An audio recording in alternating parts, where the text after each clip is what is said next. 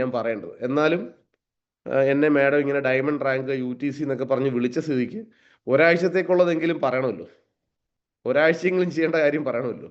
അപ്പോൾ തൽക്കാലത്തേക്ക് നമുക്ക് ഈ ഒരു മന്ത്ലി കട്ട് ഓഫ് എന്ന് വെച്ചാൽ വരുന്ന വെള്ളിയാഴ്ച, ആ വരുന്ന വെള്ളിയാഴ്ച വരെ ഞാൻ മനസ്സിലാക്കുന്ന 156-ാമത്തെ മാസമാണത്. ആ 156-ാമത്തെ മാസം തീരുന്നത് വരെ എന്നെ ഇവിടെ കേൾക്കുന്ന ആളുകൾ എന്തൊക്കെ ചെയ്യണമെന്നുള്ളത് ഞാൻ പറയാം. എന്തൊക്കെ ചെയ്യണമെന്നുള്ളതല്ല, എന്തൊക്കെ ചെയ്യണമെന്ന് ഞാൻ ആഗ്രഹിക്കുന്നത് ഞാൻ പറയാം. ചെയ്യുന്നത് നിങ്ങളുടെ എന്താ സൗകര്യം പോലെ നിങ്ങൾ ചെയ്തോളുക. പക്ഷേ എന്തൊക്കെ ചെയ്താൽ നിങ്ങൾക്ക് ഡെവലപ്പ് ചെയ്യാൻ പറ്റുമെന്നുള്ള എൻ്റെ ഒരു അറിവ് വെച്ചിട്ടുള്ള കാര്യങ്ങൾ ഞാൻ പറയാം.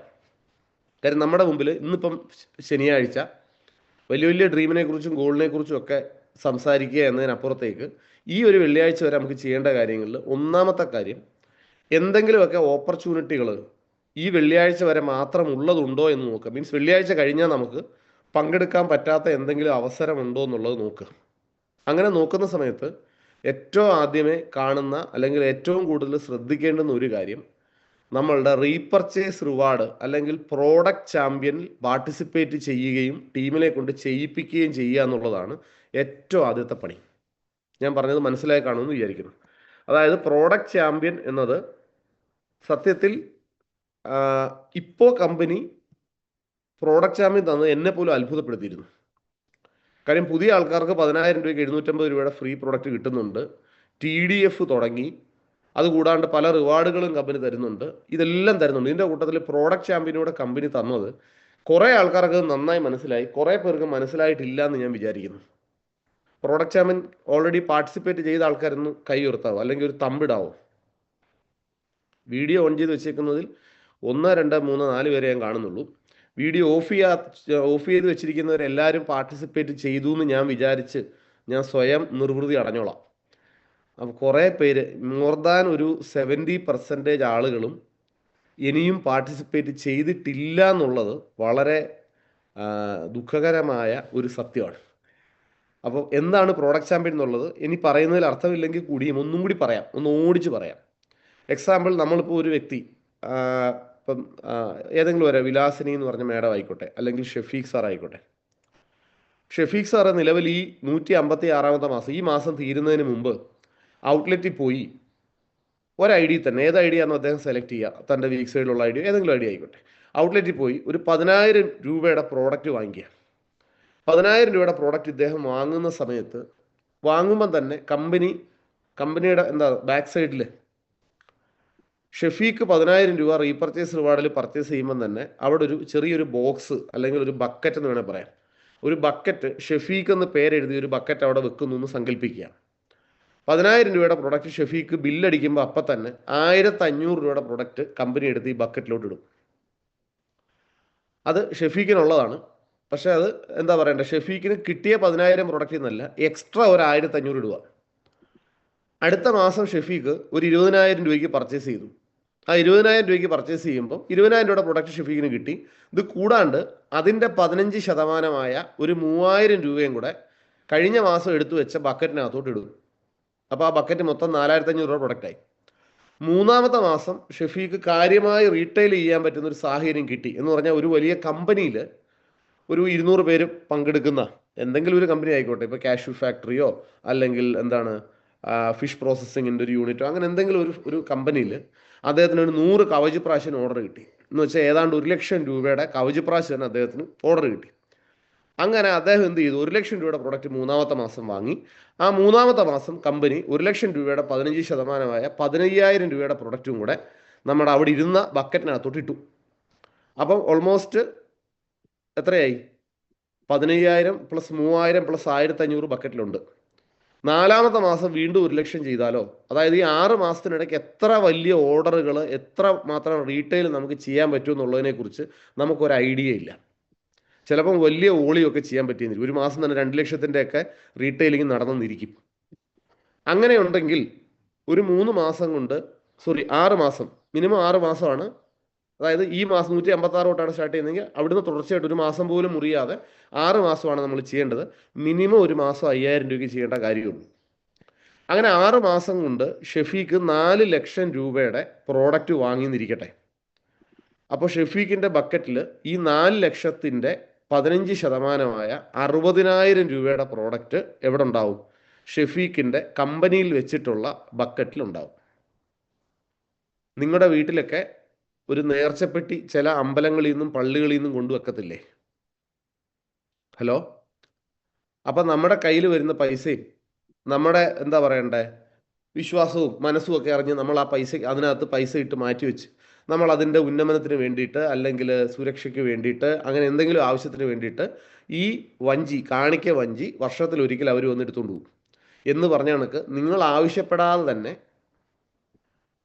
എന്താ പറയണ്ട നമ്മുടെ മനസ്സനുസരിച്ചല്ല, നമ്മളുടെ കച്ചവടം അനുസരിച്ച് നമ്മൾ തീരുമാനിക്കുന്നതനുസരിച്ച് നമ്മുടെ പേരിൽ ഒരു കാണിക്ക വഞ്ചി മൈലേജ് സ്റ്റീൽ കമ്പനി എന്ത് ചെയ്യുകയാണ്? വിർച്വൽ കാണിക്ക വഞ്ചി അവിടെ വെക്കുകയാണ്.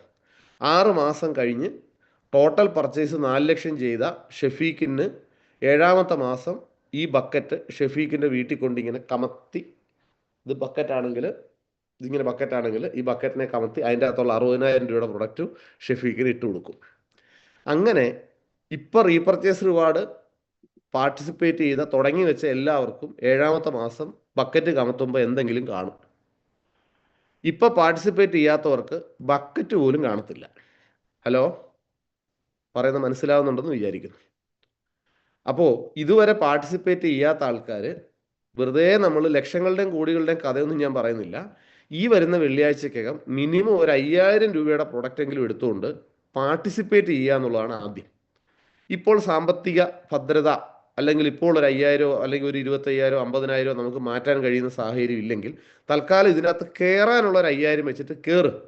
ബാക്കി അടുത്ത മാസങ്ങളിൽ കൂടുതൽ സാമ്പത്തിക നില മെച്ചപ്പെടുന്നതനുസരിച്ച് നിങ്ങൾക്ക് എന്ത് ചെയ്യാം? കൂടുതൽ ഓളിയം നിങ്ങൾക്ക് ചെയ്യാം. പക്ഷേ ഈ തുടങ്ങി വെക്കാനുള്ള അവസരം നഷ്ടപ്പെടുക എന്ന് പറയുന്നത് സത്യത്തിൽ ഒരു മണ്ടൻ ധാരണയാണ്. ഇങ്ങനെയുള്ള ഓപ്പർച്യൂണിറ്റി ഇഷ്ടം പോലെ കിട്ടാറുണ്ട്. ഇപ്പോൾ എക്സാമ്പിൾ നിങ്ങളുടെ വീടിനടുത്ത് ഒരു മെഡിക്കൽ കോളേജ് വരുക. ഒരു മെഡിക്കൽ കോളേജ് വരുന്ന സമയത്ത് ഒരു മെഡിക്കൽ കോളേജിൻ്റെ പ്ലാനൊക്കെ ആയി, ഉത്തരവായി, സ്ഥലം അനുവദിച്ചു, ഫണ്ടായി, അടുത്ത 3 മാസത്തിനുള്ളിൽ പണി തുടങ്ങുമെങ്കിൽ അവിടെ കുറഞ്ഞ വിലയ്ക്ക് ഒരു 5 സെൻറ്റ് സ്ഥലം നമുക്കൊരു 2 ലക്ഷം രൂപ വെച്ച് 5 സെൻറ്റ് സ്ഥലം 10 ലക്ഷം രൂപയ്ക്ക് കിട്ടുമെങ്കിൽ ബുദ്ധിയുള്ള ആൾക്കാർ വേണ്ടി വന്നാൽ അറേഞ്ച് ചെയ്ത് കടം വാങ്ങിച്ചിട്ടൊന്നുമല്ല, ഏതെങ്കിലും രീതിയിൽ കുറച്ച് ഗോൾഡ് ലോൺ വെച്ചിട്ടായാലും എന്ത് ചെയ്യും? ചെറിയ ഇൻട്രസ്റ്റ് അല്ലേ ആകത്തുള്ളൂ എന്ന കണക്കിൽ ഒരു 5 സെൻറ്റ് സ്ഥലം അവിടെ വാങ്ങിയിട്ടാൽ ഒരു പക്ഷേ മെഡിക്കൽ കോളേജ് വന്നു കഴിഞ്ഞ് 4 വർഷം കഴിഞ്ഞെന്ന് വെച്ചു 5 ലക്ഷം രൂപയ്ക്ക് 9% പലിശ വെച്ചിട്ട് ഒരു വർഷം 45,000 രൂപയായിരിക്കും പലിശയാകുന്നത്. ഒരു വർഷം. അങ്ങനെ 4 വർഷം കൊണ്ട് ഏതാണ്ട് 1,80,000 രൂപ പലിശയാവും. ഇത്രയും പൈസ ഇൻട്രസ്റ്റ് ആവുമല്ലോ നമ്മൾ ആലോചിക്കും. പക്ഷേ 10 ലക്ഷം രൂപയ്ക്ക് വാങ്ങിയിട്ട സ്ഥലം ചിലപ്പം 50 ലക്ഷം രൂപയപ്പം മതിപ്പ് വില ആയിട്ടുണ്ടാവും. ഈ 4.5 ലക്ഷമാണോ ഈ ഇൻട്രസ്റ്റ് ആയിട്ട് 4 വർഷം കൊണ്ട് വരുന്ന 1,80,000 രൂപയാണോ വലുത്, അതോ സ്ഥലത്തിൻ്റെ അപ്രീസിയേഷനായിട്ട് കിട്ടുന്ന 40 ലക്ഷം രൂപയാണോ വലുത് എന്ന് ചിന്തിക്കുന്നതിനെയാണ് സാമ്പത്തിക ബുദ്ധിശക്തി എന്ന് പറയുന്നത്. ഇതുള്ളവരും ഇത് ഉപയോഗിക്കുന്നവരെയാണ് നമ്മുടെ നാട്ടിൽ പല ആളുകളും ഉള്ളവന് ദൈവം പിന്നെയും പിന്നെയും കൊടുക്കും, ഇല്ലാത്തവന് കൊടുക്കത്തില്ല എന്ന് പറയുന്നത്. പറഞ്ഞത് മനസ്സിലായി കാണുമെന്ന് വിചാരിക്കുന്നു. ഇത്തരം സാമ്പത്തിക ബുദ്ധിശക്തി ഉപയോഗിച്ച ആളുകൾ 40 ലക്ഷം രൂപ ജീവിതത്തിൽ അധ്വാനിച്ചുണ്ടാക്കാൻ ചിലപ്പോൾ 10 കൊല്ലോ 20 കൊല്ലോ വേണ്ടടുത്ത് പ്രത്യേകിച്ച് ഒരു അധ്വാനം എടുക്കാതെ ആ സമയത്ത് നഷ്ടമില്ലാത്ത ഒരു റിസ്ക്, ചെറിയൊരു റിസ്ക് എടുക്കാൻ തയ്യാറായി എന്നുള്ളതിൻ്റെ പേരിൽ വലിയ സാമ്പത്തിക നേട്ടം അവർക്കുണ്ടാക്കുന്നത് പോലെ തന്നെയാണ് ഈ സമയത്ത് ലക്ഷങ്ങളൊന്നും വേണ്ട ഒരു 5,000 രൂപയുടെ പ്രൊഡക്റ്റ് വാങ്ങിച്ചുകൊണ്ടെങ്കിലും ഈ വരുന്ന വെള്ളിക്ക് മുമ്പ് റീപർച്ചേസ് റിവാർഡിൽ കയറാൻ പറ്റിയാൽ അതിൻ്റെ ഗുണം അടുത്ത 6 മാസത്തിനിടയ്ക്ക് നിങ്ങൾ എപ്പോൾ കച്ചവടം നടത്തിയാലും ഞാൻ നേരത്തെ പറഞ്ഞ ഒരു സെപ്പറേറ്റ് ബക്കറ്റ് നമുക്കുണ്ടാകും എന്നുള്ള സത്യം മനസ്സിലാക്കുക. മലയാളികളുടെ പ്രത്യേകത കുഴപ്പമൊന്നും ഞാൻ പറയത്തില്ല. നമ്മളുടെ പ്രത്യേകത നമ്മളുടെ ഒരു ജീന് എന്ന് പറഞ്ഞാൽ ലേല സിനിമയിൽ സോമൻ പറയുന്ന കണക്ക് ജെനിസിൻ്റെ ഗുണം എന്ന് പറയുന്ന പോലെ ഞാനായാലും നിങ്ങളായാലും നമ്മുടെയൊക്കെ ജെനിസ് വെച്ചിട്ട് കൂടുതലും ജോലിക്കാരുടെ ജെനിസ് ഉള്ളവരാണ് നമ്മൾ. നമ്മുടെ അപ്പനപ്പൂമാർ ഭൂരിഭാഗം ആൾക്കാരും ജോലി ചെയ്തിരുന്ന ആൾക്കാരാണ്. കേരളത്തിൽ അങ്ങനെയാണ്. ഇപ്പോഴും അതിൻ്റെ മാർക്കറ്റ് അപാരമാണ്. ഏതാണ്? ജോലിയുടെ മാർക്കറ്റാണ് ഇപ്പോഴും കൂടുതലും. അതുകൊണ്ട് തന്നെ ആ ജെനിസ് വെച്ചിട്ട് നമ്മളുടെ മൈൻഡ് സെറ്റ് ജോലിക്കാരുടെ ആയതുകൊണ്ട് തന്നെ നമ്മൾ ചെയ്യുന്ന പണിയെല്ലാം എംപ്ലോയി മൈൻഡ് സെറ്റിലുള്ള പണിയായിരിക്കും. ആ എംപ്ലോയി മൈൻഡ് സെറ്റിൽ ഒട്ടും റിസ്ക് എടുക്കാൻ ആൾക്കാർ തയ്യാറാവത്തില്ല. റിസ്ക് എടുക്കാൻ തയ്യാറാവുന്ന ആൾക്കാരെ സംബന്ധിച്ചിടത്തോളം സത്യത്തിൽ വലിയ പ്രോഫിറ്റ് ഉണ്ടാവുകയും ചെയ്യും.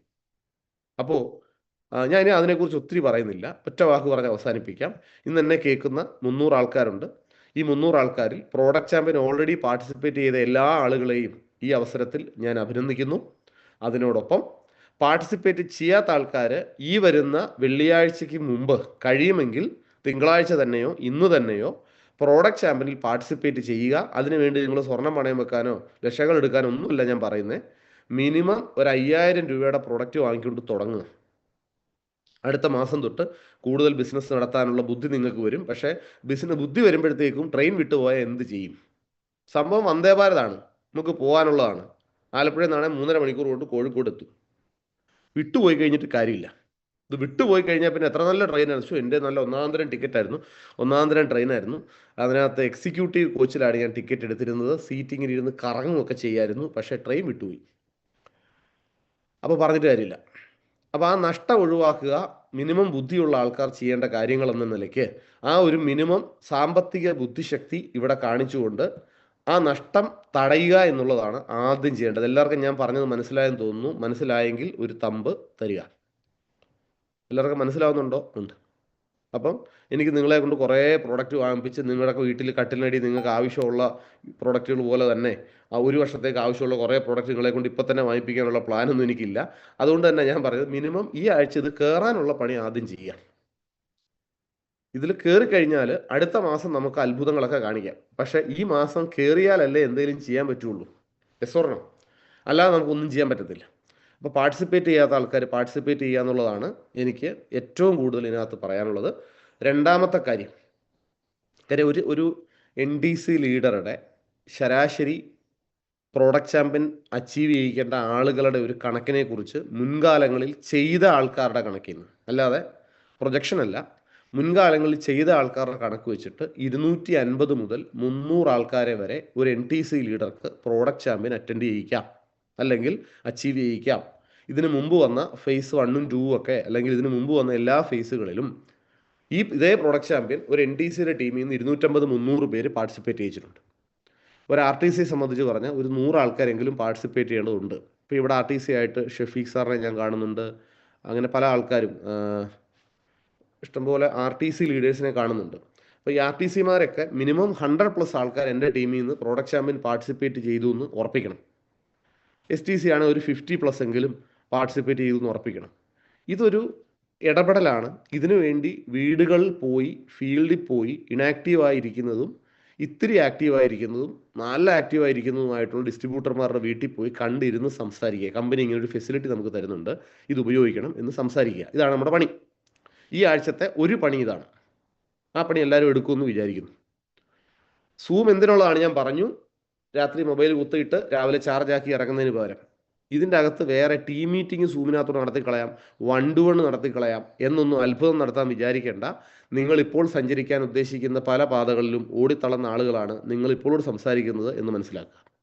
ആ തളർച്ചയിൽ നിന്ന് ഈ പാതകളിൽ കൂടെ എങ്ങനെ എഫക്റ്റീവായി യാത്ര ചെയ്യാം എന്ന് കണ്ടെത്താൻ ഭാഗ്യം കിട്ടിയവരും കണ്ടെത്തിയവരുടെ നിയന്ത്രണത്തിലും അവരുടെ അഭ്യുദയകാംക്ഷയിലും വളർന്ന ആൾക്കാരാണ് ഞങ്ങൾ. അതുകൊണ്ടാണ് പറയുന്നത് ഈ രീതിയിൽ വേണം സൂമിനെ നമ്മൾ ഉപയോഗിക്കാൻ, പ്രൊഡക്റ്റീവായി തന്നെ ഉപയോഗിക്കുക. അപ്പോൾ ഒന്ന് പ്രൊഡക്റ്റ് ചാമ്പ്യൻ കഴിഞ്ഞു. രണ്ടാമത്തെ കാര്യം എനിക്ക് ഓർമ്മിപ്പിക്കാനുള്ളത്, കമ്പനി അതെല്ലാവർക്കും വേണ്ടിയുള്ളതല്ല, അതുകൊണ്ട് തന്നെ 2 മിനിറ്റ് അത് പറഞ്ഞ് അവസാനിപ്പിക്കാം. കമ്പനി ZTC എബവ് ആൾക്കാർക്ക് തന്നിട്ടുള്ള TDF, ടീം ഡെവലപ്മെൻറ്റ് ഫണ്ട് എന്നൊരു ഫണ്ടുണ്ട്. വളരെ ചെറിയ ഒരു അല്പജീവനെങ്കിലും ഉള്ള ആളുകൾക്ക് നേടാൻ പറ്റുന്ന ടാർഗറ്റാണ് കമ്പനി തന്നേക്കുന്നത്. അപ്പം ആ TDF നേടാത്ത ഒരാൾ പോലും എൻ്റെ ടീമിൽ ഇല്ല എന്ന് ഉറപ്പിക്കാൻ എല്ലാവരും ശ്രദ്ധിക്കുക. നേരത്തെ കൂട്ടി പ്ലാൻ ചെയ്യുക അതിനൊക്കെ വേണ്ടിയിട്ട്.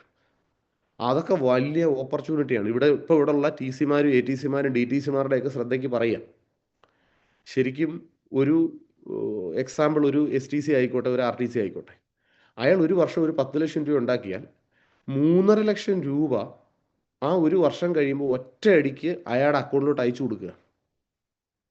അതായത് ഈ TDF വിന്നായാൽ 52 ആഴ്ച ഒരു വർഷമുള്ളതിൽ 45 ആഴ്ചയെങ്കിലും മിനിമം ഒരു STCക്ക് വേണ്ടത്തോ 3000 രൂപയാണ്, ZTCക്ക് വേണ്ട 2000 രൂപ. അതൊക്കെ ഇവിടെ TCമാർ നേടുന്ന വരുമാനമാണ്. അത് നിങ്ങൾക്ക് എല്ലാവർക്കും അറിയാം, നിങ്ങൾ നേടാറുള്ള. അപ്പോൾ ഇങ്ങനെ ഒരു വരുമാനം വെച്ചിട്ട് 52-ൽ 45 ആഴ്ച വാങ്ങുന്ന ഒരാൾക്ക് മൊത്തം വാങ്ങിയതിൻ്റെ 35% അയച്ചു കൊടുക്കുക. അതിലും ചെറിയൊരു ടാർഗറ്റ് ഉണ്ട് കേട്ടോ, 52 ആഴ്ച 30 ആഴ്ച, അത് നമ്മൾ നോക്കണ്ട, പഠിക്കണ്ട. അത് എന്താ പറയണ്ടേ, ഏറ്റവും പിന്നെ ഈ തട്ടി വീഴുന്ന ആൾക്കാർക്ക് വേണ്ടിയുള്ള, നമ്മൾ തട്ടി വീഴുന്നവരല്ല, ഓടിപ്പോകുന്ന ആൾക്കാരല്ലേ. അപ്പോൾ വീണ് കിടക്കുന്നവർക്കുള്ള ടാർഗറ്റാണ്, നമ്മൾ വീണ് കിടക്കുന്നവരല്ല, നമ്മൾ ഓടി കയറിക്കൊണ്ടിരിക്കുന്ന ആൾക്കാരാണ്. അതുകൊണ്ട് തന്നെ ഇങ്ങനെ ഒരു എക്സാമ്പിൾ, ഒരു എസ് ടി സി ഒരു 10 ലക്ഷം രൂപ ഈ വർഷം ഇൻകം വാങ്ങിയെന്നിരിക്കട്ടെ. എന്നിട്ട് അയാൾ ആർ ടി സിയിലോട്ട് കയറി. മാലതി ജയരാജ് എന്ന മാഡം എസ് ടി സി ആണ്. മാഡം ഈ കൊല്ലം 10 ലക്ഷം രൂപ വരുമാനം വാങ്ങി. 10 ലക്ഷം വരുമാനം വാങ്ങി മാഡം എസ് ടി സിന്ന് ചാടി ആർ ടി സിയിൽ പോയി. സ്വാഭാവികമായിട്ട് ഈ 10 ലക്ഷം വരുമാനം വാങ്ങിയ മാഡത്തിന്റെ അക്കൗണ്ടിലേക്ക് അത് ടി ഡി എസ് കഴിഞ്ഞ് വരുന്ന എമൗണ്ട് എത്രയാണോ ആ എമൗണ്ടിന്റെ 35% എന്ന് പറഞ്ഞാൽ ഏകദേശം 3.5 ലക്ഷം രൂപയോളം മാഡത്തിന്റെ അക്കൗണ്ടിലേക്ക് ഒരു വർഷം കഴിഞ്ഞ് കമ്പനി അയച്ചു തരുക. ഇത് കയ്യിൽ നിന്ന് പിടിച്ച് മാറ്റി ചിട്ടിക്ക് അടയ്ക്കുന്ന പോലൊന്നും അല്ല. നമ്മുടെ കയ്യിൽ നിന്ന് 1 രൂപ പോലും കൊടുക്കണ്ട, നമ്മൾ വാങ്ങുന്നതിന്റെ 35% കമ്പനി അയച്ചു തരിക. അപ്പം T C, A T C, D T സിമാരോട് പറയാനുള്ളത്, എങ്ങനെയും ഓടി ഇസഡ് ടി സി ആവുക. എങ്ങനെയെങ്കിലും നിങ്ങൾ ഇസഡ് ടി സി ആയാലുള്ള ഗുണം എന്താണെന്ന് ചോദിച്ചാൽ, നമ്മുടെ മക്കൾക്ക് അടുത്ത കൊല്ലം വേണേൽ 2-3 പവൻ സ്വർണം വാങ്ങിക്കാനുള്ള പൈസ കമ്പനി അവിടെ സംരക്ഷിച്ചോളും. അല്ലെങ്കിൽ 2-3 ലക്ഷം രൂപ കടം നിങ്ങൾക്കുണ്ട്, ആ കടം തീർക്കാനുള്ള കാശ് കമ്പനി അവിടെ വെച്ചോളും. ഇതെല്ലാം കൂടി ഒരുമിച്ച് അയച്ചു തരും. ഒരു ബൾക്ക് ഫണ്ടായിട്ടാണ് അയച്ചു തരുന്നത്. ഞങ്ങളൊക്കെ ഐ ടി സിമാർ, ഡയമണ്ട്സ്, യു ടി സി ഒക്കെ പാവങ്ങൾ 1 രൂപ ഇങ്ങനെ നമുക്ക് തരുന്നില്ല. നമുക്ക് ആകെ കിട്ടുന്ന 2,10,000 തരും എല്ലാ ആഴ്ചയിലും, മന്ത്ലി ഇൻകം തരും. ഈ ടി ഡി എഫും ഇല്ല, ഒരു എഫും ഇല്ല.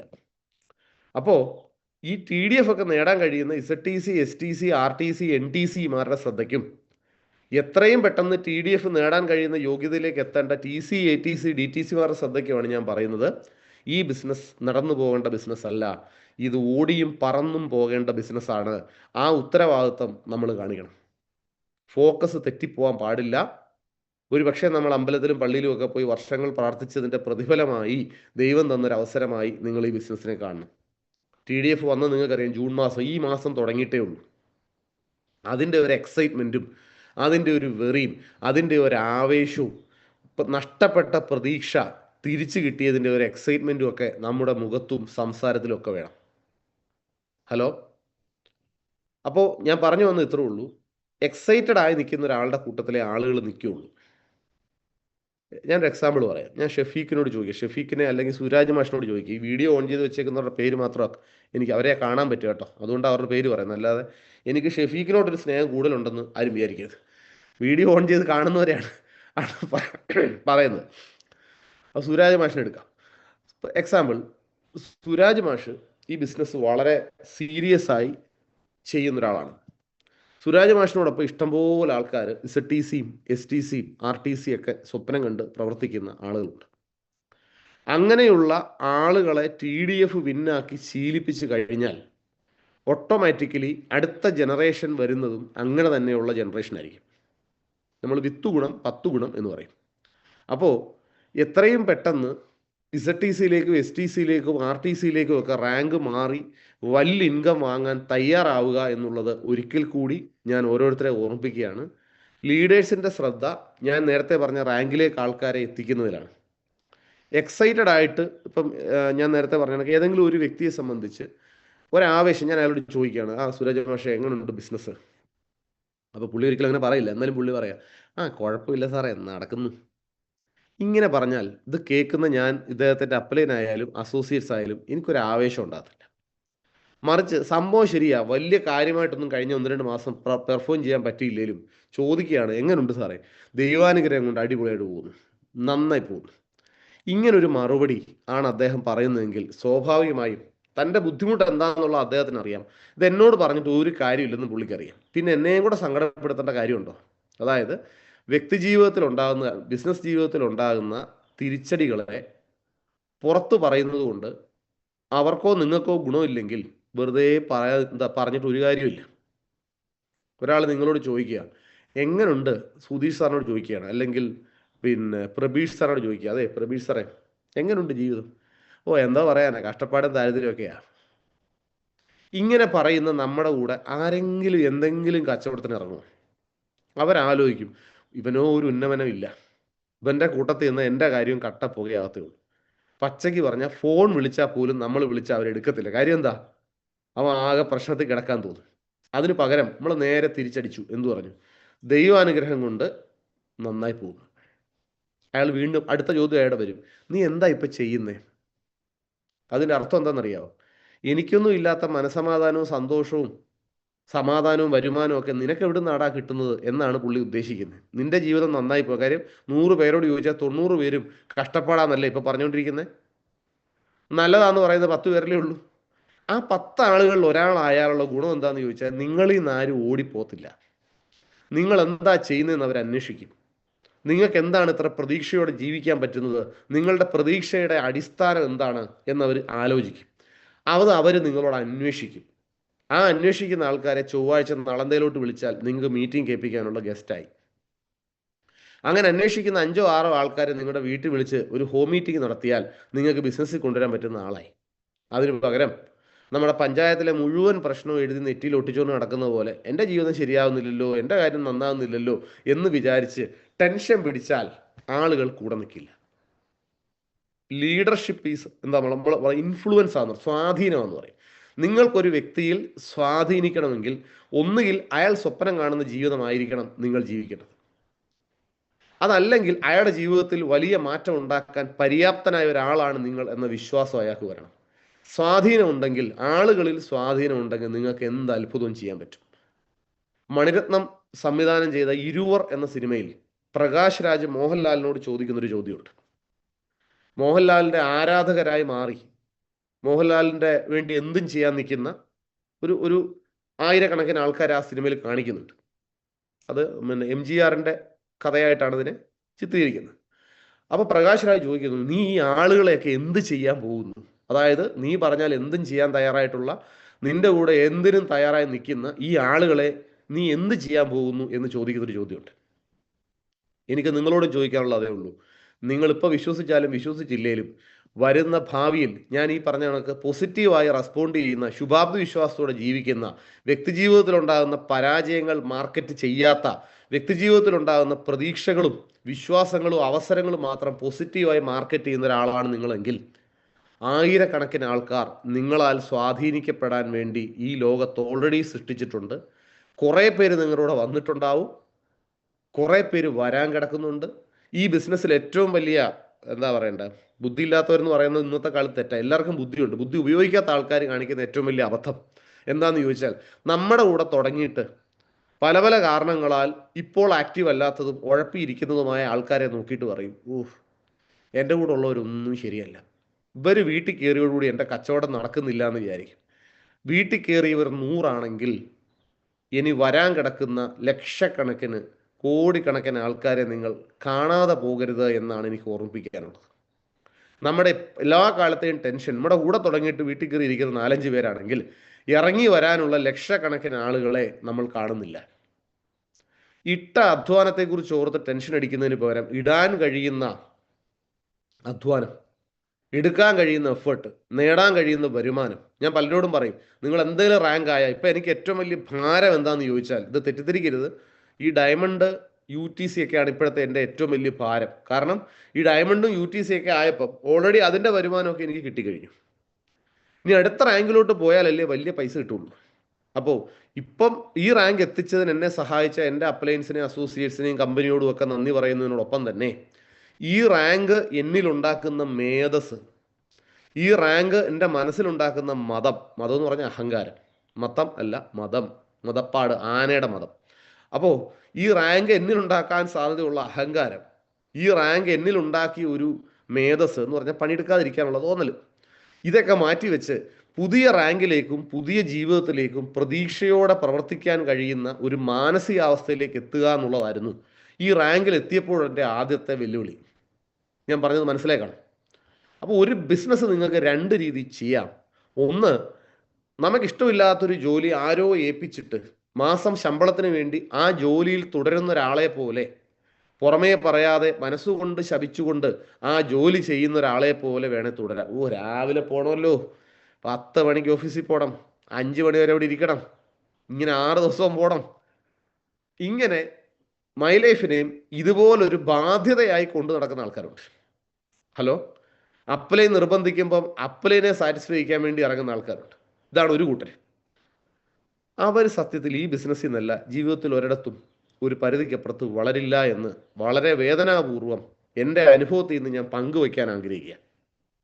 രണ്ടാമത്തെ കൂട്ടർ, ചെറുതെങ്കിലും ഉള്ള ഓപ്പർച്യൂണിറ്റി എന്ത് വേണേ ആയിക്കോട്ടെ, അതിനെ ആവേശത്തോടെ ചെയ്യാൻ കഴിയുന്ന, ആസ്വദിച്ച് ചെയ്യാൻ കഴിയുന്ന, എന്ത് പണിയും ചെയ്യുമ്പോൾ അത് സന്തോഷത്തോടെ പ്രവർത്തിക്കാൻ കഴിയുന്ന ഒരാളായി, എന്ന് വെച്ചാൽ എക്സൈറ്റഡ് ആയി ജീവിതത്തിൽ മുമ്പോട്ട് പോകാൻ കഴിയുന്ന ആൾക്കാർക്ക് മാത്രമേ വലിയ ഔട്ട്പുട്ട് കിട്ടുള്ളൂ.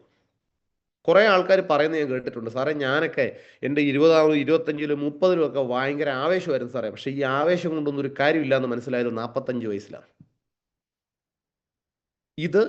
ഈ ചിന്ത 31-ാമത്തെ വയസ്സ് തൊട്ട് ഉണ്ടായപ്പോഴാണ് ഇയാൾ 45-ാമത്തെ വയസ്സായിട്ട് ഒന്നും ആവാണ്ടിരുന്നത്. മറിച്ച് 50 വയസ്സിന് ശേഷം ഈ ചിന്ത മാറ്റിയാലും വലിയ അത്ഭുതങ്ങൾ ഉണ്ടാക്കാൻ പറ്റും എന്നുള്ള കാര്യത്തിൽ ഒരു തർക്കമില്ല. ഞാൻ ഏതോ മീറ്റിങ്ങിലൊക്കെ പറഞ്ഞിരുന്നു, ഞാൻ കുറേ പ്രാവശ്യം, എനിക്ക് തോന്നുന്നു ഒരു 6-7 പ്രാവശ്യം അല്ലെ 7-8 പ്രാവശ്യമൊക്കെ മലേഷ്യയ്ക്ക് പോയിട്ടുള്ള ആളാണ്. ഈ ലാസ്റ്റ് കഴിഞ്ഞ വർഷം ഞങ്ങൾ മലേഷ്യക്ക് പോയ സമയത്ത് അവിടുത്തെ ടൂർ ഗൈഡ്, അവരുടെ ഒരു തമിഴ്നാട്ടുകാരിയാണ്, അവർ പാർവതി എന്നായിരുന്നു അവരുടെ പേര്. അവര് ഞങ്ങളിങ്ങനെ ജെൻഡിങ് ഹൈലൻഡ് എന്ന് മലേഷ്യയിലെ ഏറ്റവും ഉയരം കൂടിയ, ഏറ്റവും എന്താ പറയണ്ടേ, ഹയസ്റ്റ് ആയിട്ടുള്ള, ലോകത്തിൽ തന്നെ ഏറ്റവും വലിയ ഹോട്ടൽ, ഏതാണ്ട് 7482 റൂം എന്തോ ഉണ്ട്, കണക്ക് കറക്റ്റല്ല, എന്നാലും 7000 മുറിക്ക് പുറത്തുള്ള ലോകത്തിലെ ഏറ്റവും വലിയ ഹോട്ടൽ നിൽക്കുന്ന സ്ഥലം ഈ ജെൻഡിങ് ഹൈലൻഡാണ്. അവിടോട്ട് പോയിക്കൊണ്ടിരിക്കുമ്പം അപ്പം ഞങ്ങൾ തമ്മിൽ ഒരു 3 ട്രിപ്പ് ഒരുമിച്ച് യാത്ര ചെയ്തിട്ടുണ്ട്. അതുകൊണ്ട് തന്നെ എനിക്ക് അവരെ അറിയാം, അവർക്ക് എന്നെ അങ്ങനെ പെട്ടെന്ന് ഓർമ്മയൊന്നും വന്നില്ല. പക്ഷെ ഞാൻ പറഞ്ഞു, നിങ്ങൾ എന്നെ ഓർക്കുന്നുണ്ടെന്ന് ചോദിച്ചപ്പോൾ അവർക്ക് മനസ്സിലായി. അങ്ങനെ അവരെന്നോട്, ഞങ്ങൾ ഒരു 50 ആൾക്കാർ ബസ്സിൽ പോകുമ്പം ഇവരെന്നോട് മൈക്കിലൂടെ ചോദിച്ചു, അനീഷ് സാറേ, സാറ് നമ്മളിപ്പോൾ എങ്ങോട്ടാണ് പോകുന്നതെന്ന് അറിയാമല്ലോ? ഞാൻ പറഞ്ഞറിയാം, ജെൻഡിങ് ഹൈലൻഡിലോട്ടാണ് പോകുന്നത്. ഇതിനെക്കുറിച്ച് സാറിന് എന്തെങ്കിലും അറിയാമോ? ഞാൻ പറഞ്ഞു, ഇതിനെക്കുറിച്ച് അറിയാവുന്ന കാര്യം ഇതൊക്കെയാണ്. അവിടെ ഒരു 1-ാം തരം പാർക്കുണ്ട്, വലിയ ഹോട്ടലുണ്ട്, ലോകത്തിലെ ഏറ്റവും വിലപിടിപ്പുള്ള, ഏറ്റവും കൂടുതൽ ആൾക്കാർ പൈസ പൊട്ടിക്കുന്ന കാസിനോ അവിടെ ഉണ്ട്, ലോകത്തിലെ ഏറ്റവും വലിയ സമ്പന്നർ, കോടീശ്വരന്മാർ ഉണ്ടാക്കിയ പൈസയിൽ കുറച്ചെങ്കിലും അടിച്ചു പൊട്ടിക്കാൻ വരുന്ന സ്ഥലമാണിത്. അങ്ങനെ ഒരു സംഭവമൊക്കെ പറയുമ്പോഴത്തേക്ക് അവർ പറഞ്ഞു, സാർ ഇത് ഉണ്ടാക്കിയ ആള് നമ്മുടെ നാട്ടിലെ, അതായത് ഇന്ത്യയിലെ മെട്രിക്കുലേഷൻ 10-ാം ക്ലാസ് വിദ്യാഭ്യാസം പോലും ഇല്ലാത്ത ഒരു വ്യക്തി 50 വയസ്സിന് ശേഷം ഉണ്ടാക്കി തുടങ്ങിയതാണ് എന്ത്, ഈ ജെൻഡിങ് ഹൈലൻഡ്, ഇന്ന് ലോകത്തിലെ ഏറ്റവും വലിയ നിർമ്മിതിയായിട്ടുള്ളത്. ഞാൻ പറഞ്ഞത് 35-ലും 45-ലും 50-ലും ഒക്കെ ഓടിത്തളർന്ന എന്നെ ഈ ഹോളിലിരുന്ന്, അല്ല ഈ മീറ്റിംഗ് റൂമിലിരുന്ന് കേൾക്കുന്ന, അവരവരുടെ ബെഡ്റൂമിലോ വീട്ടിലോ ഒക്കെ ഇരുന്ന് കേൾക്കുന്ന ആൾക്കാരോടും എനിക്ക് പറയാനുള്ളത്, നിങ്ങളുടെ ബാല്യ കൗമാരങ്ങൾ, അല്ലെങ്കിൽ നിങ്ങളുടെ ബാല്യ കൗമാര യൗവനത്തിൻ്റെ ഒരു തീഷ്ണത കെട്ടടങ്ങി ഇനി ഒരു പുതിയ സംഗതി നിങ്ങളുടെ ജീവിതത്തിൽ വിജയിപ്പിച്ചെടുക്കാൻ കഴിയില്ല. ഓളത്തിനനുസരിച്ച് ചലിക്കണമെന്ന് ആഗ്രഹിക്കുന്ന പായ ചരിച്ചു കെട്ടിയ ഒരു പായ്വഞ്ചി പോലെ എൻ്റെ ജീവിതം പോകുന്ന വഴിക്ക് അങ്ങ് തുഴയട്ടെ, അല്ലെങ്കിൽ പോകുന്ന വഴിക്ക് അങ്ങ് പോട്ടെ എന്ന് വിചാരിക്കാതെ തിരിഞ്ഞു നിൽക്കാൻ സമയമായി എന്ന് ദൈവം നിങ്ങളെ മൈലേജ് സ്റ്റൈലിൽ കൊണ്ടുവന്ന് ഓർമ്മിപ്പിക്കുക.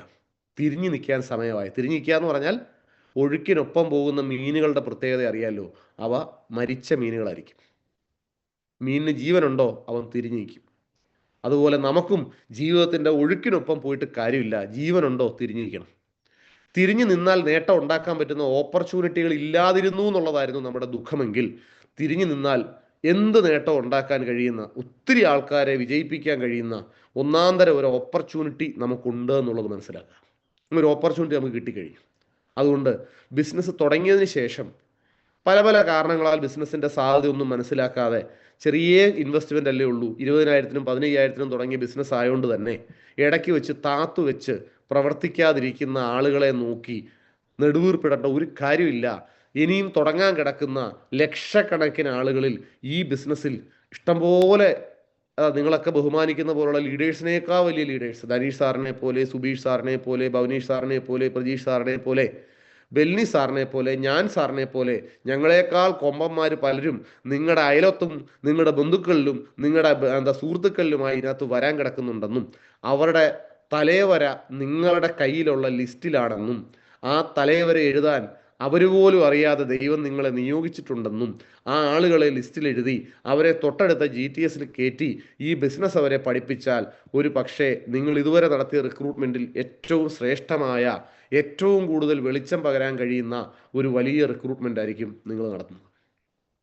ഞാൻ മലബാറിൽ ആദ്യമായി ബിസിനസ്സിലൊക്കെ വരുന്ന സമയത്ത് 2015-ലും 2016-ലും ഒക്കെ പല ആവൃത്തി സ്റ്റാർ ഹെൽത്തിൻ്റെ ഇൻഷുറൻസ് ഓഫീസുകളിൽ ബെന്നി സാറിനെ കാണാനും ഫുൾ ടൈമായിട്ട് ഇറക്കാനും, അല്ലെങ്കിൽ പിന്നെ ശൈലേഷ് ബാലൻ സാറിനെ കാണാനും, അന്ന് അവിടെ വളരെ സജീവമായി പ്രവർത്തിച്ചിരുന്ന പലരും പല മേഖലയുടെ ആൾക്കാരായിരുന്നു. ആ മേഖലയിൽ നിന്ന് ഇവരെ എന്താ പറയേണ്ട കുത്തി ഇറക്കാൻ പല ആവർത്തി വിശ്വാസത്തോടെ അവിടെ പോയിരുന്നു. അവരുടെയൊക്കെ മനസ്സിൽ അന്ന് മൈലേജ് സ്റ്റൈലിനേക്കാൾ വലുത് അവർ ചെയ്തിരുന്ന മേഖലകളായിരുന്നു.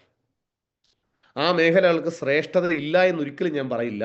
പക്ഷേ പിന്നീട് അവർ തിരിച്ചറിഞ്ഞു അതിനേക്കാൾ വലിയ നേട്ടം അവരുടെ ജീവിതത്തിൽ ഉണ്ടാക്കാൻ കഴിയുന്നത് ഈ ബിസിനസ്സിലാണ് എന്ന് മനസ്സിലാക്കി അവരെനിക്ക് കൈതന്നു. എനിക്ക് കൈതന്നു എന്ന് ഞാൻ പറയുന്നില്ല, ഈ കമ്പനിക്ക് കൈ കൊടുത്തു.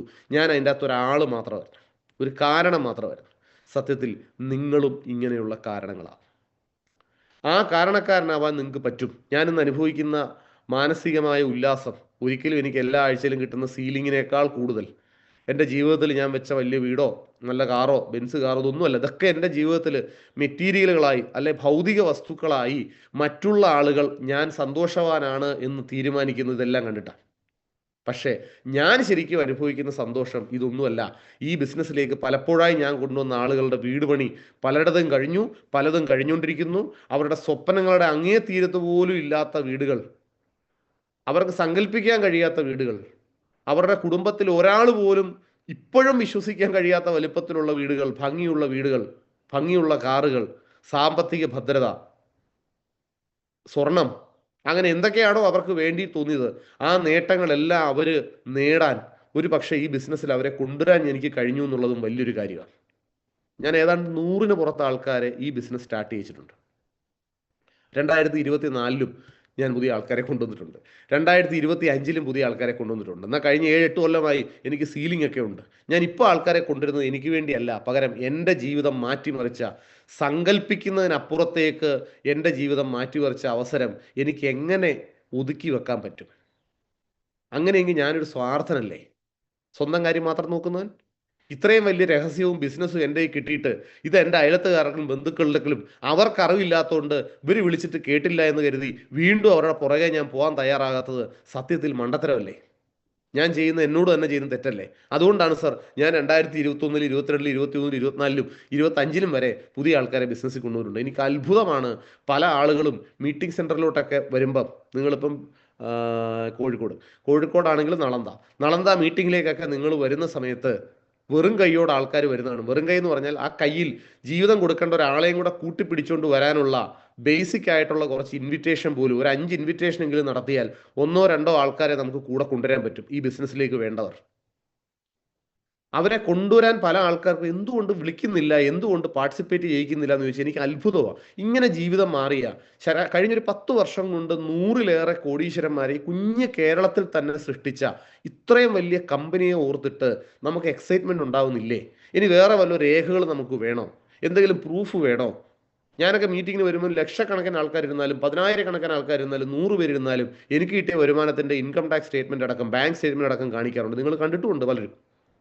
അപ്പോൾ ഇത്രയും ട്രാൻസ്പെറൻ്റ് ആയി ഞങ്ങൾ ഈ ബിസിനസ് ചെയ്യുമ്പോൾ എന്തുകൊണ്ട് ഇത്രയും വലിയ ഓപ്പർച്യൂണിറ്റി മറ്റാൾക്കാരിലേക്ക് കൊടുക്കാൻ പലരും മടിക്കുന്നു? എനിക്ക് അത്ഭുതമാണ്. ഈ അത്ഭുതം സത്യം പറഞ്ഞാൽ ഞാൻ ഇങ്ങനെ ആലോചിക്കും, എന്തു പറ്റി? ഇപ്പം മുമ്പൊക്കെ എന്ന് പറഞ്ഞാൽ ഞങ്ങൾ 5 ഡിസ്ട്രിബ്യൂട്ടർ വന്നാൽ 5 ഗസ്റ്റ് വരും, 1:1. 10 ഡിസ്ട്രിബ്യൂട്ടർ വന്നാൽ 15 ഗസ്റ്റിനെ പങ്കെടുപ്പിക്കും മീറ്റിങ്ങിൽ. കാര്യം ഈ ബിസിനസ് അത്രയും ഫാസ്റ്റായി പോകുന്നതാണ്. ഇത് നമുക്ക് എന്താ പറയുക, വെച്ച് വേവിക്കേണ്ട ഒരു ബിസിനസ്സേ അല്ല. അപ്പോൾ ആ തരത്തിൽ ഞങ്ങൾ ഗസ്റ്റിനെ പാർട്ടിസിപ്പേറ്റ് ചെയ്യും. ഇപ്പൊ 10 ഡിസ്ട്രിബ്യൂട്ടർ വന്നാൽ 2 ഗസ്റ്റ്, 20 ഡിസ്ട്രിബ്യൂട്ടർ വന്നു കഴിഞ്ഞാൽ 3-4 ഗസ്റ്റാണ്. സാർ അങ്ങനെയല്ല. നമ്മൾ ഈ ബിസിനസ് ചെയ്യുന്ന 100 പേര് നിങ്ങളുടെ പഞ്ചായത്തിൽ ഉണ്ടാവും. പക്ഷെ നിങ്ങളുടെ പഞ്ചായത്തിന്റെ പോപ്പുലേഷൻ 1 ലക്ഷം ആയിരിക്കും. ആ 1 ലക്ഷം ആൾക്കാരിൽ 10,000 ആൾക്കാർക്കെങ്കിലും ബിസിനസ് കൊടുക്കേണ്ട ആളാണ് ആര്? നമ്മൾ. ആ 10,000-ൽ നിന്ന് ഒരു 2 എണ്ണത്തിനെ മീറ്റിംഗ് സെന്ററിലോട്ട് പോകുമ്പോൾ കൂട്ടിക്കൊണ്ട് വരണം. പിന്നെ ആദ്യം ഈ ബിസിനസിനെ കുറിച്ച് അറിയാത്തതുകൊണ്ട് തന്നെ ആരും വിളിച്ചാൽ വരത്തൊന്നുമില്ല. നിങ്ങളെ അവർ കളിയാക്കിന്നിരിക്കും. അറിവില്ലാത്ത പ്രായത്തിൽ നമ്മൾ എന്തൊക്കെ ചെയ്യുന്നു. ഹലോ. അതുപോലെ ഡയറക്റ്റ് സെല്ലിങ്ങിന്റെ കാലിക പ്രാധാന്യവും ഇവിടുത്തെ സർക്കാർ പുതുതായി ഇതിന് നിയമം ഉണ്ടാക്കിയതും ഈ ബിസിനസിന്റെ വളർച്ചയും, ലോകത്തിന്റെ പോലീസായി സ്വയം പ്രഖ്യാപിച്ചിട്ടുള്ള അമേരിക്കൻ പ്രസിഡന്റ് പോലും ഡയറക്റ്റ് സെല്ലിങ്ങിന്റെ ആളാണ്. ട്രംപ് നെറ്റ്വർക്ക് എന്ന കമ്പനി അദ്ദേഹത്തിന് സ്വന്തമായിട്ട് ഉണ്ടായിരുന്നതാണ്. ഇതൊക്കെ നമുക്കറിയാം. ഇതൊന്നും അറിയാത്ത അയലത്തുകാരും ബന്ധുക്കളും വിളിച്ചെടുത്ത് വരാത്തതിന്റെ പേരിൽ നമ്മൾ വെറുതെ വിഷമിച്ച് ഈ ബിസിനസ് നടക്കുന്നില്ല എന്ന് പരാതി പറയുന്നതിൽ കാര്യമുണ്ടോ? വിളിച്ചു കൊണ്ടുവരണ്ടേ? അനാവശ്യമായ അഭിമാനം പലപ്പോഴും ദുരഭിമാനമായി മാറും. ഈ ദുരഭിമാനം നമുക്ക് മുമ്പോട്ട് പോകാനുള്ള നമ്മുടെ വളർച്ചയെ തടുക്കും. ആ ദുരഭിമാനമൊക്കെ മാറ്റിവെച്ച് പരമാവധി ആൾക്കാരെ മീറ്റിംഗ് സെന്ററിലേക്ക് വിളിച്ച് ഈ ഗോൾഡൻ ഓപ്പർച്യൂണിറ്റി പരമാവധി ആൾക്ക് കൊടുക്കുക എന്ന് എനിക്ക് പറയാനുള്ളൂ. അതൊക്കെയാണ് ഫീൽഡ് വർക്ക് നമ്മൾ ചെയ്യേണ്ടത്. ചൊവ്വാഴ്ചത്തെ മീറ്റിങ്ങിലേക്ക് ഇപ്പോഴേ ആൾക്കാരെ വിളിക്കണം. ഞാനൊക്കെ കല്യാണം വിളിക്കുന്നവർക്ക് 10 പേരെയൊക്കെ എന്ത് ചെയ്യും, ഒരു മീറ്റിങ്ങിനൊക്കെ വിളിച്ചു കളയും. 10 പേര് വിളിക്കുമ്പോൾ തന്നെ എനിക്കറിയാം 8 എണ്ണം വരത്തില്ലെന്ന്, 2 എണ്ണം വരത്തുള്ളൂ. അപ്പോൾ 2 എണ്ണത്തിനെയാണ് വരുത്തേണ്ടതെങ്കിൽ 10 എണ്ണത്തിനെ വിളിക്കണം എന്നുള്ള ബേസിക് നിയമം നമ്മൾ പഠിച്ചു. ഇനി ആ നിയമപ്രകാരം ഒന്ന് വിളിച്ചുകൊടുക്കുക. ആ രീതിയിൽ കൂടുതൽ ആളുകളെ ബിസിനസ്സിലേക്ക് കൊണ്ടുവരണം. ഇനി പലരും തെറ്റിദ്ധരിക്കുന്ന പോലെ ഈ കുറേ ആളെ പിടിക്കുന്ന കച്ചവടമാണോ മൈലേജ് സ്റ്റൈൽ? ഒരിക്കലുമല്ല. കമ്പനിയുടെ പ്ലാൻ നിങ്ങൾക്ക് എല്ലാവർക്കും അറിയാം. ഒരാൾ പോലും വന്നില്ലെങ്കിലും ഈ ഉൽപ്പന്നങ്ങൾ വാങ്ങി വിറ്റുകൊണ്ടിരുന്നാലും നമുക്ക് വരുമാനം ഉണ്ടാക്കാം. പക്ഷേ കൂടുതൽ ആൾക്കാരുടെ മാൻ പവർ വഴി ഉണ്ടാകുന്ന ടീം വർക്ക് വഴി കിട്ടുന്ന അപാരമായ വരുമാന സാധ്യത, ആ വരുമാന സാധ്യത കൊണ്ടാണ് ഞാനിത് പറയുന്നത്. അല്ലാതെ മിനിമം കുറേ പ്രൊഡക്റ്റ് വാങ്ങി റീറ്റെയിൽ. ഇപ്പം കോവിഡ് സമയത്ത് ഞങ്ങൾക്കൊക്കെ റെക്കോർഡ് ഇൻകം കിട്ടിയത് കോവിഡ് സമയത്താണ്. അപ്പോൾ ഒരു GTS ഇല്ല, ഒരു കമ്പനി മീറ്റിംഗ് നടത്താൻ പറ്റുന്നില്ല, ഹോം മീറ്റിംഗ് പോലും വീടുകളിൽ പോലും ആൾക്കാർ അങ്ങോട്ടും ഇങ്ങോട്ടും കയറാൻ സമയം. ആ സമയത്ത് ചരിത്രത്തിൽ ഏറ്റവും വലിയ വരുമാനം ഞങ്ങൾക്ക് കിട്ടാനുള്ള കാര്യം നമ്മളോടൊപ്പം നെറ്റ്വർക്കിൽ ഉണ്ടായിരുന്ന ആൾക്കാർ, നമ്മളുടെ ട്രീയിൽ വന്ന ആൾക്കാർ അവർക്ക് ആവശ്യമായ കുറേ ഉൽപ്പന്നങ്ങൾ വാങ്ങി എന്നുള്ളതാണ്. അവരെല്ലാ മാസവും കവചപ്രാശികൾ 10,000 കവചപ്രാശികൾ വിറ്റുപോയിക്കൊണ്ടേയിരുന്നു. 10,000 പേസ്റ്റും ഷാമ്പുവും ഹെയർ ഓയിലും ഒക്കെ വിറ്റുപോയിക്കൊണ്ടിരുന്നു. ആ ഡിസ്ട്രിബ്യൂഷൻ നെറ്റ്വർക്ക് അതിനു മുമ്പ് ഉണ്ടാക്കിയിടാൻ കഴിഞ്ഞു എന്നുള്ളതാണ് ഞങ്ങളുടെ ഏറ്റവും വലിയ വിജയം.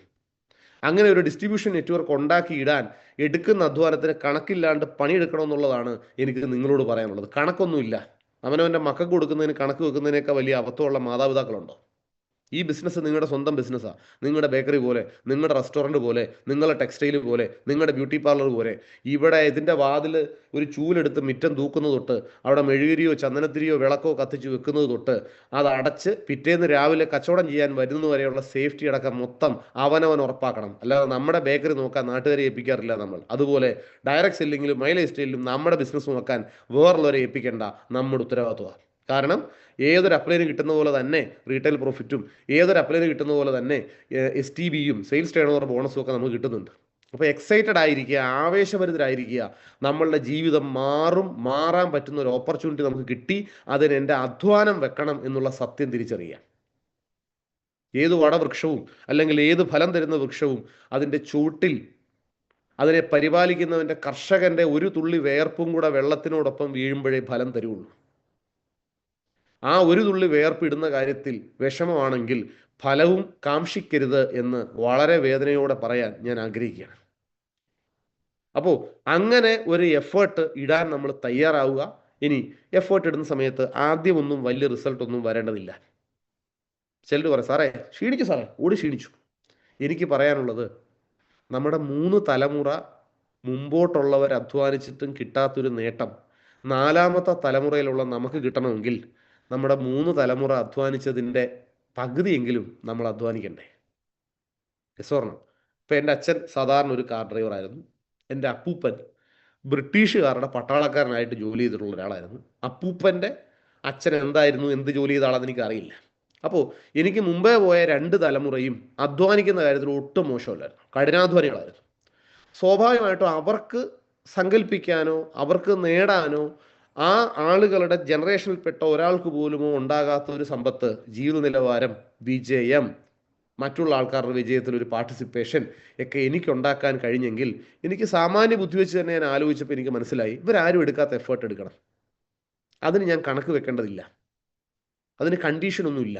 നമ്മൾ തമാശയ്ക്കാണെങ്കിലും പറയാറുണ്ട്, 4 വയസ്സായ ഒരു കുട്ടിയെ 2 ഇഡ്ഡലി കഴിക്കാൻ, അല്ല ഇഡ്ഡലി കഴിപ്പിക്കാൻ, അല്ല 2 ദോശ കഴിപ്പിക്കാൻ തീരുമാനിക്കുന്ന ഒരു അമ്മ ഇതിനു വേണ്ടി ചിലപ്പം 10 മിനിറ്റോ 15 മിനിറ്റോ അരമണിക്കൂറോ 1 മണിക്കൂറോ ചിലവാക്കാൻ കാരണം അമ്മയ്ക്കറിയാം ഈ 2 ഇഡ്ഡലി വേണം വേണ്ട എന്നുള്ള തീരുമാനം എൻ്റെ മകനുണ്ട്, പക്ഷെ അവൻ്റെ വളർച്ചയ്ക്ക് ഈ 2 ഇഡ്ഡലി വേണം എന്ന് അമ്മയ്ക്കറിയാമെങ്കിൽ കൊണ്ടു നടന്ന് അമ്പിളി മാമനെ കാണിച്ചാലും കൊള്ളാം, സൂര്യനെ കാണിച്ചാലും കൊള്ളാം, എത്ര സമയം എടുത്താലും കൊള്ളാം, എന്ത് തിരക്കാണേലും കൊള്ളാം, 2 ഇഡ്ഡലി കഴിപ്പിക്കാതെ പിന്മാറാത്ത ഒരമ്മയുടെ മനസ്സ് my lifestyle business develop ചെയ്യുന്നവർക്കും വേണം. ആ സ്നേഹം വേണം. അതിനാണ് നമ്മൾ പാഷൻ എന്ന് പറയും. ആ പാഷൻ ഉള്ളവരെ ഡെവലപ്പ് ചെയ്യുന്നുള്ളൂ. അല്ലാതെ ഇത് പൈസ ഉണ്ടാക്കാനുള്ള ഒരു വരുമാനം മാത്രം ആയി കണ്ടുകൊണ്ട് വരുമാനം വരുന്നതനുസരിച്ച് മാത്രം ഇതിനെ സ്നേഹിക്കാൻ നിന്നാൽ ഒരിക്കലും നടക്കില്ല. ഈ ഇത്രയും കഷ്ടപ്പെട്ട് വളർത്തുന്ന മക്കൾ ഭാവിയിൽ അമ്മയെ നോക്കും എന്ന അപാരമായ ശുഭാപ്തി വിശ്വാസത്തിൻ്റെയും കൂടെ അടിസ്ഥാനത്തിലാണ് ഈ നോക്കുന്നത്. Yes or no? 2, അങ്ങനെ ഒരു സ്നേഹവും കരുതലും ഈ മക്കളിൽ നിന്ന് കിട്ടും. കിട്ടാത്ത 100 കണക്കിന് മക്കളെ കണ്ടിട്ടും എൻ്റെ മോൻ അങ്ങനെ ചെയ്യില്ല എന്നുള്ള വിശ്വാസം, അചഞ്ചലമായ ഒരു വിശ്വാസമാണ് അമ്മയെ കൊണ്ട് അധ്വാനിപ്പിക്കുന്നത്. Yes or no? ആ ഒരു സ്നേഹവും ആ ഒരു കരുതലും ആ ഒരു പോസിറ്റീവ് ആറ്റിറ്റ്യൂഡും ആ ഒരു ഒപ്റ്റിമിസം, ശുഭാപ്തി വിശ്വാസം ഈ ബിസിനസ്സിലും പുലർത്താൻ കഴിയണം. അങ്ങനെ കഴിയുന്ന ആൾക്കാർക്ക് ജീവിതത്തിൽ വിജയിക്കാൻ പറ്റും. ഞാനിപ്പം മോർണിംഗ് മീറ്റിംഗ് ആയതുകൊണ്ട് എനിക്കും 7 മണിക്ക് 1-2 സ്ഥലത്തൊക്കെ പോകാനുള്ളത് കൊണ്ട് ഞാൻ ഒത്തിരി കഥയൊന്നും പറയുന്നില്ല. വാർത്തകൾ ചുരുക്കത്തിൽ എന്ന രീതിയിൽ പറഞ്ഞ് അവസാനിപ്പിക്കാം. ആദ്യം പറഞ്ഞതും പ്രാക്ടിക്കലി ഇത് ഇന്ന് തൊട്ട് തന്നെ നിങ്ങൾ ചെയ്യേണ്ടതുമായ പ്രധാനപ്പെട്ട കാര്യം, ഞാൻ മനസ്സിലാക്കിയതനുസരിച്ച് മുദ്ര വായിച്ചതിൽ നിന്ന് എനിക്ക് മനസ്സിലായത്, ഇന്ന് ഈ മീറ്റിങ്ങിലിരിക്കുന്ന 300 ആൾക്കാരിൽ 70% പേരും പ്രോഡക്റ്റ് ചാമ്പ്യൻ പാർട്ടിസിപ്പേറ്റ് ചെയ്തിട്ടില്ല എന്ന് എന്നിലെ മനഃശാസ്ത്ര വിദഗ്ധൻ കണ്ടുപിടിച്ചിട്ടുണ്ട്. അതുകൊണ്ട് മിനിമം 5000 രൂപയുടെയെങ്കിലും പ്രൊഡക്റ്റ് വാങ്ങിച്ച് ഈ മാസം അതിൻ്റെ അകത്ത് കയറാൻ നോക്കുക.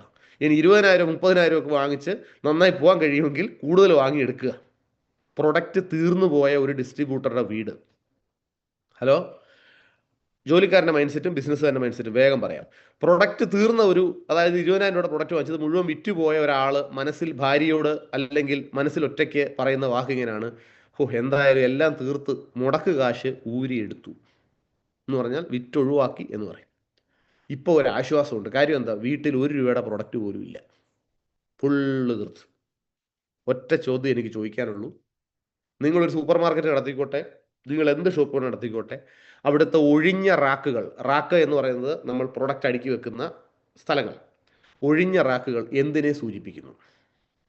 ഭവനേഷ് സാർ, ഒഴിഞ്ഞ റാക്കുകൾ എന്തിനെ സൂചിപ്പിക്കുന്നു? നിങ്ങൾ പറയൂ. ഒബ്ജക്റ്റീവ് ചോദ്യമാണേ, ഞാൻ ഉദാഹരണം പറയാം. 3 ആൻസർ ഉണ്ട്.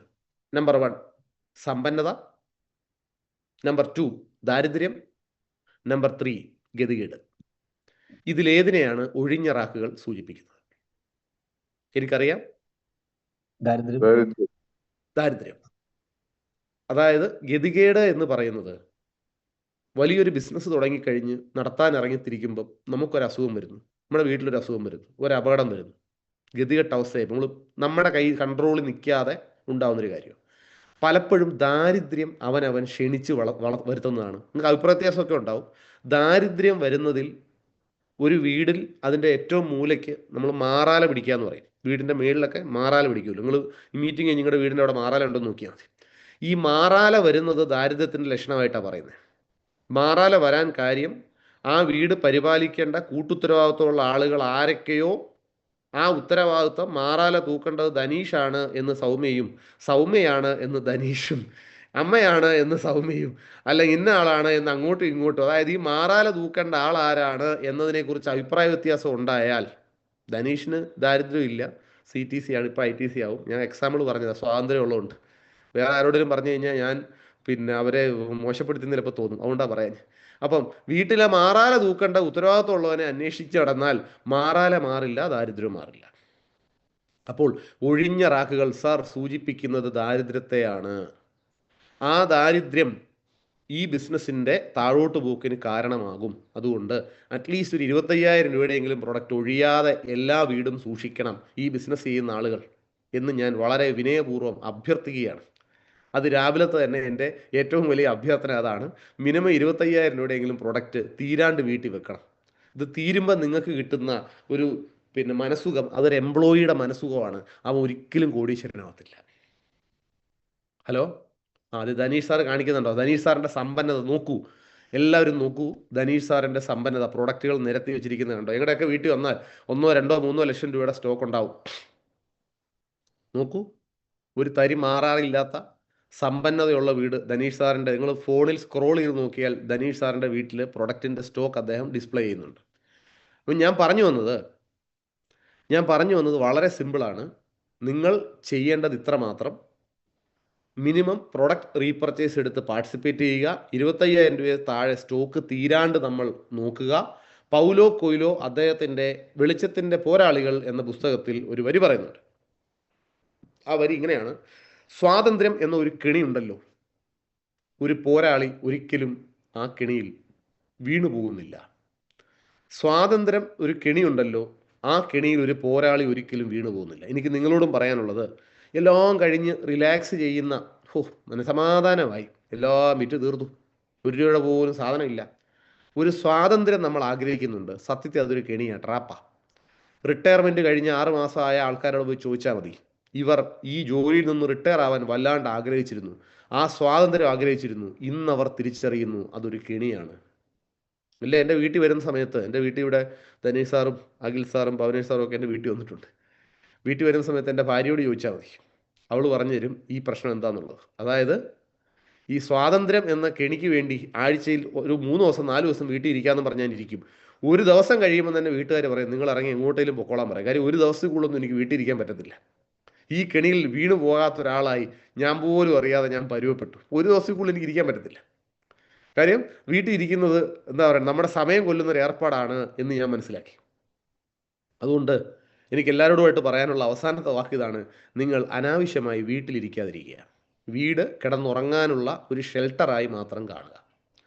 കൂടുതൽ വീടിനെ സ്നേഹിച്ചാൽ കട്ടൻ ചായയും ജോൺസൺ മാഷും പരിപ്പോടെയൊക്കെ ആയിട്ട് മഴയത്ത് വീട്ടിൽ ഇരുന്ന് ശീലിച്ചു പോയാൽ ഉള്ള കുഴപ്പം എന്താണെന്ന് ചോദിച്ചാൽ, നമ്മുടെ പോസിറ്റീവ് ആറ്റിറ്റ്യൂഡ് ഉണരില്ല. പകരം വീട്ടിൽ ഇരിക്കാനുള്ള മനസ്സേ കൂടത്തുള്ളൂ. സംശയമുള്ളവർ വീട്ടിൽ നിന്ന് ഇറങ്ങി വെളിയിൽ പോയി, കോഴിക്കോടാണെങ്കിൽ കോഴിക്കോട്, കൊയിലാണ്ടിയാണെങ്കിൽ കൊയിലാണ്ടി, അവിടുത്തെ ബസ് സ്റ്റാൻഡിൽ പോയി നിന്നാൽ, ആ ബസ് സ്റ്റോപ്പിൽ പോയി നിന്നാൽ നിങ്ങളൊരു കാഴ്ച കാണും. നമ്മൾ ഇച്ചിരി റാങ്കൊക്കെ ആയി, RTC NDC ഒക്കെ ആയെന്നാണ് നിങ്ങൾക്ക് തോന്നുന്നതെങ്കിൽ, അവിടെ ചെന്ന് നിൽക്കുമ്പോൾ നിങ്ങൾക്ക് കാണാം 1 കോടി രൂപയുടെ ബെൻസ് കാർ ഓടിച്ച് പോകുന്ന ആളുകളെ കാണാം. നിങ്ങളുടെ അത്രയും ഗ്ലാമർ ഇല്ലാത്ത, സുന്ദരന്മാരല്ലാത്ത ഇഷ്ടംപോലെ ആൾക്കാർ ഓടിച്ചു. അപ്പം നിങ്ങൾക്ക് മനസ്സിലാവും, എടാ എനിക്ക് ബെൻസ് ഇല്ലല്ലോ, എനിക്ക് ആകെയുള്ള ഇന്ന വണ്ടിയാണല്ലോ. അപ്പം വലുത് അതിനേക്കാൾ നന്നായി ജീവിക്കുന്നവൻ നമ്മളെ മോട്ടിവേറ്റ് ചെയ്യും, റോഡിൽ, വീട്ടിൽ മോട്ടിവേറ്റ് ചെയ്യത്തില്ല. ഇനി നിങ്ങൾക്ക് തോന്നുവാണ്, ഞാനൊരു ഗതികെട്ടവനാണ്, എനിക്കൊരു ബൈക്ക് പോലും വാങ്ങിക്കാൻ പറ്റിയില്ലല്ലോ എന്ന് വിചാരിച്ച് നിങ്ങൾ അവിടെ ചെന്ന് നിൽക്കുമ്പം 4 വീലുള്ള തടി വീല് കൊണ്ടുണ്ടാക്കിയ ചക്രത്തിൽ നടന്ന് കയ്യും കാലും ഇല്ലാതെ ലോട്ടറി വിൽക്കുന്ന ആൾക്കാരെ കാണാൻ. അവർ നിങ്ങളെ പഠിപ്പിക്കും ദൈവം നിങ്ങൾക്ക് തന്ന സൗഭാഗ്യം. നിങ്ങൾ തിരിച്ചറിയും, ഈശ്വര നീ എനിക്ക് ഇങ്ങനെ ഒരു അവസ്ഥ തന്നില്ലല്ലോ, ഭാഗ്യത്തിന് എൻ്റെ അംഗങ്ങൾക്ക്, അവയവങ്ങൾക്ക് ഒരു കുഴപ്പമില്ലല്ലോ, ഞാൻ വേസ്റ്റാക്കി കളയുന്ന സമയത്തെക്കുറിച്ച് എന്നെ മനസ്സിലാക്കി തന്ന നിനക്ക് നന്ദി. നമ്മൾ ഇറങ്ങും, യെസ്. അപ്പോൾ ഈ 2 കാഴ്ചയും സാർ വീട്ടിൽ കിട്ടില്ല. നിങ്ങളുടെ മതം ഒതുക്കാനും പുറത്ത് പ്രപഞ്ചത്തിന് കഴിയും, പ്രകൃതിക്ക് കഴിയും. നിങ്ങൾക്കില്ലാത്ത മതം, പൊന്തി വന്ന മതത്തെ ഒതുക്കാൻ അവന് കഴിയും, അഹങ്കാരം തീർക്കാൻ കഴിയും, നിങ്ങളുടെ ആത്മവിശ്വാസം ഉയർത്താൻ കഴിയും. ഇത് രണ്ടും വീട്ടിൽ ഇരുന്ന ഉയരത്തില്ല സാർ. അതുകൊണ്ട് സൂം മീറ്റിങ്ങിലൊക്കെ രാവിലെ ഇരുന്ന് കഴിഞ്ഞാൽ, രാവിലെ എഴുന്നേറ്റ് 5 മണി, ഒറ്റ വാക്കൂടെ പറഞ്ഞ് അവസാനിപ്പിക്കാം, രാത്രിയിൽ 11-12 മണി വരെ ഉണർന്നിരിക്കുന്ന ആൾക്കാരുടെ പ്രത്യേക ശ്രദ്ധയ്ക്ക് വിജയിക്കാനുള്ള സൂത്രവാക്യം പറയാം: 10 മണിക്ക് ഉറങ്ങാൻ ശീലിക്കുക. 9:30 ആകുമ്പോൾ ഫോണിൻ്റെ ഡാറ്റ ഓഫ് ചെയ്യുക. 10 മണിക്കും 11 മണിക്കും 12 മണിക്കും ഈ ഇൻസ്റ്റാഗ്രാമിലും ഫേസ്ബുക്കിലും ഒക്കെ തോണ്ടുന്ന ശീലം അവസാനിപ്പിച്ചിട്ട് 9:30 ഡാറ്റ ഓഫ് ചെയ്ത് 10 മണിക്ക് കിടന്നുറങ്ങുക. 4 മണിക്ക് എഴുന്നേൽക്കുക, പള്ളിയിൽ പോകേണ്ട ഒരു പള്ളിയിൽ പോവുക, അമ്പലത്തിൽ പോകേണ്ട അമ്പലത്തിൽ പോവുക, പ്രാർത്ഥിക്കുക. 5 മണി 6 മണി അത്യാവശ്യം വേണ്ടി വന്ന പുരുഷന്മാർ ഭാര്യയെ അടുക്കള ഒന്ന് സഹായിച്ചാലും കുഴപ്പമില്ല. 7 മണിക്ക് നിങ്ങൾ വർക്കിന് പോകാൻ റെഡിയായി നിൽക്കുക. അങ്ങനെയെങ്കിൽ 9 മണിക്ക് വീട്ടിലെ സ്ത്രീകൾക്കും സുഖമായി പോകാൻ പറ്റും. അല്ലാതെ വീട്ടിൽ അവരവർ ഇന്ന ആൾക്കാർക്ക് ഇന്ന ജോലി, ഇന്ന ആൾക്കാർക്ക് ഇന്ന ജോലി എന്ന് വെക്കണ്ട. കൂട്ടുത്തരവാദിത്വമുള്ളതും കൂടുമ്പോൾ ഇമ്പമുണ്ടാകുന്നതുമാണ് കുടുംബം. ആ കുടുംബത്തിൽ ജോലി അങ്ങോട്ടും ഇങ്ങോട്ടും ഷെയർ ചെയ്യുന്നതിൽ അഭിമാനക്കുറവൊന്നുമില്ല. പറഞ്ഞത് മനസ്സിലായി കാണുമെന്ന് വിചാരിക്കുന്നു. അപ്പം 10 മണിക്ക് ഉറങ്ങുക, 4 മണിക്ക് എഴുന്നേൽക്കുക, 6 മണിക്കൂർ സുഖമായി ഉറങ്ങാം. ആണിന് 6, പെണ്ണിന് 7, വിഡ്ഢിക്ക് 100 എന്നാണ് ഉറക്കത്തെക്കുറിച്ച് പറയുന്നത്. അപ്പോൾ ഇന്ന് തൊട്ട് മോർണിംഗ് മീറ്റിംഗ് തുടങ്ങുന്നെങ്കിൽ പുതിയ സംസ്കാരവും ശീലവും ഇന്ന് തൊട്ട് പഠിക്കുക. ഇന്നലെ വരെ കിട്ടാത്ത കാര്യങ്ങൾ നാളെ കിട്ടണമെന്നുണ്ടെങ്കിൽ ഇന്നലെ വരെ ചെയ്യാത്ത പണി ഇന്ന് ചെയ്യണം. അതിനുള്ള ആദ്യ മാറ്റമായി 10 മണിക്ക് ഉറങ്ങി ശീലിക്കുക, 4 മണിക്ക് എഴുന്നേൽക്കുക, 7 മണിക്ക് മുമ്പ് വീട്ടിലെ ജോലികൾ ലഞ്ചടക്കം തയ്യാറാക്കാൻ 2 കൂട്ടരും അങ്ങോട്ടും ഇങ്ങോട്ടും സഹായിക്കുക. ഇതിനിടയ്ക്ക് പ്രാർത്ഥന അടക്കം നടന്നു പോകും, എക്സസൈസ് ഉണ്ടെങ്കിൽ അത് നടന്നു പോകും. അങ്ങനെ ഇത് കണ്ടു വളരുന്നൊരു തലമുറ 10 മണിക്ക് ഉറങ്ങുന്നവരും രാവിലെ 4 മണിക്ക് എഴുന്നേൽക്കുന്നവരുമായി മാറും. അടുത്ത ജനറേഷനെ നിങ്ങൾ പറയുന്നത് അവർ കേൾക്കില്ല സാർ, നിങ്ങൾ ചെയ്ത് കാണിക്കുന്നത് മാത്രമേ കേൾക്കുള്ളൂ, അല്ലെ കാണുള്ളൂ, അല്ലെ അനുസരിക്കുള്ളൂ.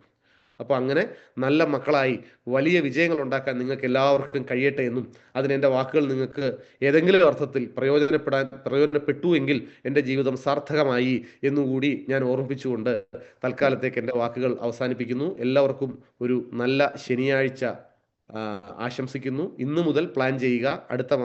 ഈ മാസത്തെ മന്ത്ലി ക്ലോസിംഗ് ഗംഭീരമാക്കി നല്ല വരുമാനം നേടാൻ എല്ലാവർക്കും കഴിയട്ടെ എന്ന് ആശംസിക്കുന്നു. Wish you all the best. Thank you.